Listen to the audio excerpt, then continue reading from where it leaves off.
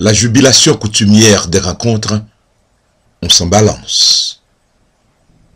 Désormais, on ne pourra plus deviser ensemble.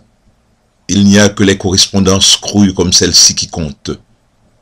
Les vrais voyages n'existent plus. Les seuls qui vaillent sont ceux qu'on traverse à la nage dans l'eau tiède des paragraphes et de l'ivresse.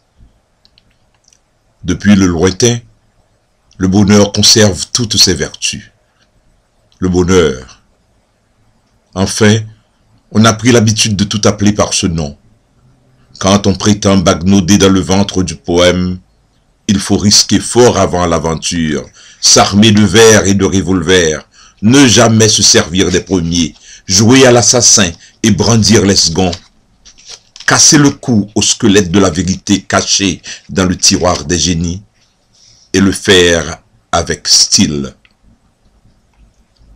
Le style, vomissement énervé de stylo, dangereuse machette qui éventre, la consigne, y aller de main ferme avec le ciseau des mots sur le buste du temps, entailler le profil du mensonge et les plis de son front pour qu'il devienne son contraire tout craché.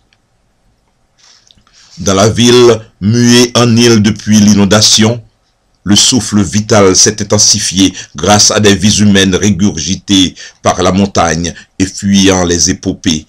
D'autres sont venus de l'autre horizon en creusant un tunnel de leurs ongles en une nuit. Allusion faite à la pagaille et à la mauvaise fortune du jour d'après, on s'efforce de sauvegarder l'humour noir, la fraîcheur onirique du jour d'avant devenu cadavre. Car chaque jour est avorton de vie, rêve manqué, accumulation de plusieurs milliers de secondes expirées et malodorantes. Le rêve, on s'en débarrasse. Le rêve est mort avec la nuit. On l'enterre dans le cimetière des chercheurs fous en quête de l'introuvable humain.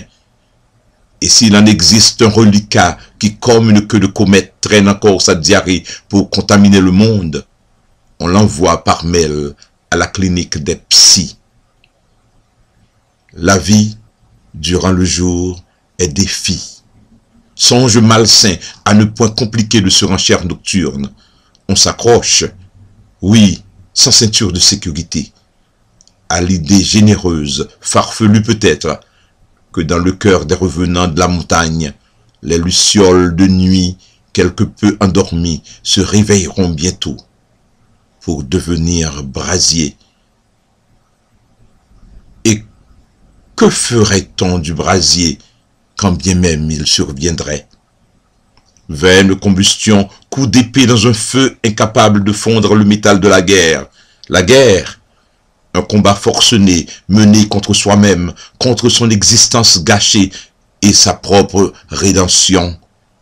Coup de vent dans les feuilles où des élucubrations gribouillées à chaud se préparent à emberlificoter autrui. Coup de sable soulevé par le vent de la mer et déchirant vos yeux en mal de voyance. Tenez ferme. La vue des femmes est plus perçante que le laser du mauvais sort. Un beau jour, vous écartellerez le secret des distances. Vous lui ouvrirez le ventre et, je vous le jure, vous tomberez en syncope.